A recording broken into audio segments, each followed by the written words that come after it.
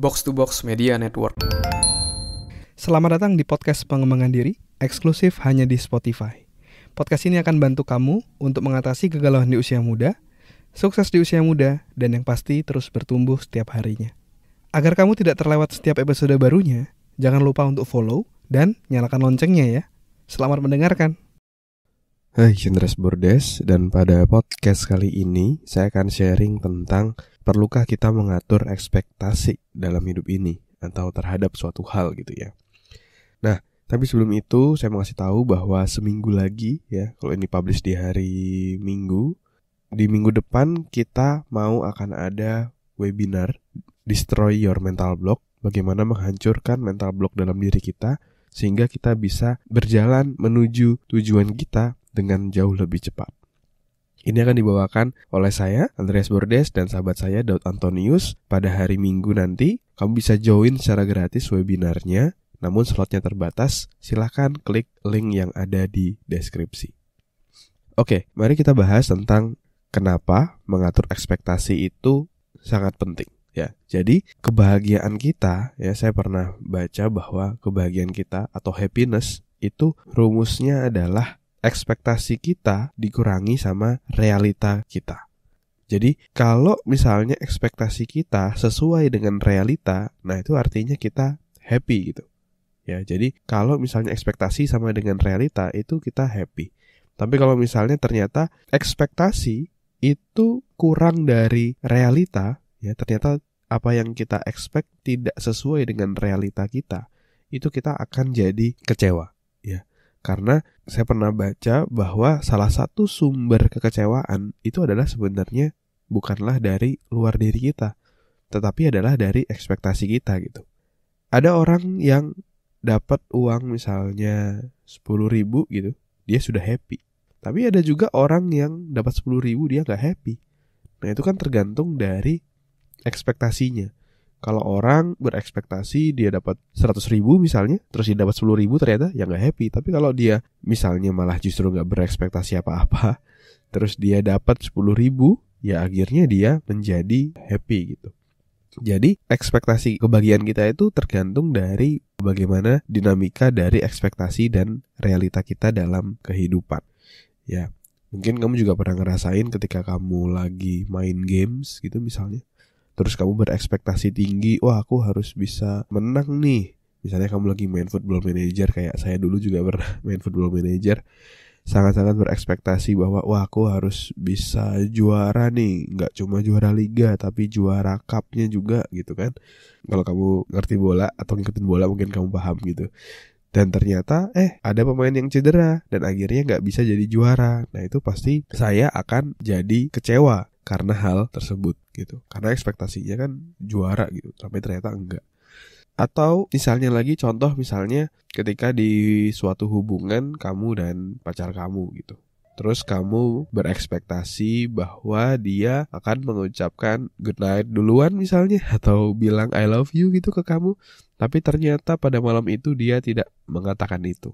Dan karena kamu berekspektasi bahwa dia mau berkata seperti itu, akhirnya kamu jadi kecewa gitu. Karena ekspektasimu sendiri.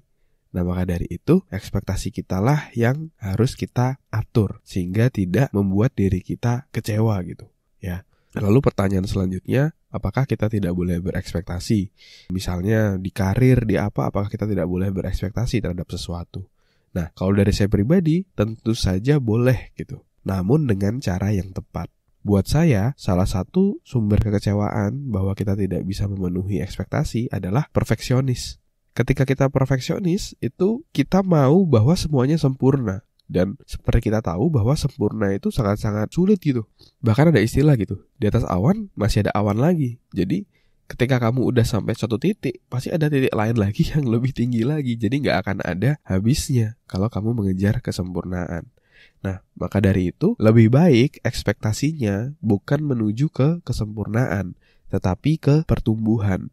Bagaimana kamu bisa terus bertumbuh jadi jauh lebih baik dan jadi jauh lebih baik. Itu ekspektasi yang jauh lebih sehat dibandingkan kita expect kalau kita perfect.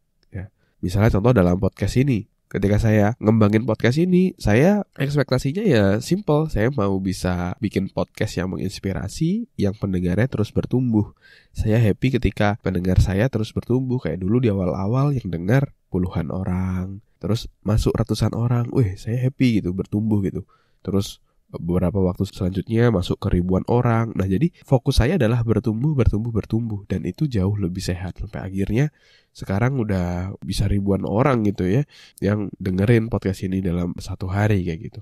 Jadi ketika kita berekspektasinya adalah pertumbuhan, itu kita akan jadi jauh lebih happy, jadi jauh lebih sehat dan lebih menikmati prosesnya. Ketimbang ekspektasi kita itu harus sempurna, ya. Nah, jadi saran dari saya buat kamu yang mungkin sering berekspektasi harus sempurna, lebih baik kamu fokus berekspektasi untuk berprogres atau bertumbuh. Kayak misalnya, kamu fokus aja, bayangin misalnya ya, dalam setahun, kamu fokus bertumbuh 1% aja, jauh lebih baik. Itu kamu dalam setahun pasti akan sudah jadi lebih baik 365%. Ya, itu saya belajar dari James Clear, penulis buku Atomic Habit ya, The Principle 1% gitu. Nggak perlu pertumbuhannya itu tinggi-tinggi, tapi cukup 1% aja setiap hari secara konsisten. Setahun kita 365%. Itu pertumbuhan yang sangat luar biasa, ya. Jadi ekspektasikan pada pertumbuhan, bukanlah pada kesempurnaan. Terima kasih sudah mendengarkan episode kali ini. Semoga bisa bermanfaat dan menginspirasi. Dan kalau kamu merasa bermanfaat, kamu bisa kasih rating bintang 5 di podcast ini. Supportmu sangat berarti untuk kami. Dan juga kamu juga bisa share podcast ini ke sahabatmu, teman-temanmu, pacarmu, gebetanmu, saudaramu, agar orang-orang di sekitarmu bisa jadi jauh lebih baik dan terus bertumbuh setiap harinya.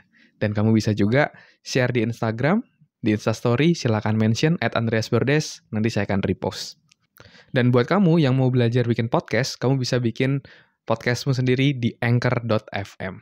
Buat kamu yang mau belajar cara detailnya, dari gimana menentukan tema podcast, gimana cara upload podcast di anchor.fm, sampai gimana agar kamu bisa konsisten bikin podcast, kamu silakan cek konten eksklusifnya, tutorial yang sudah saya buat, silakan klik link yang ada di deskripsi.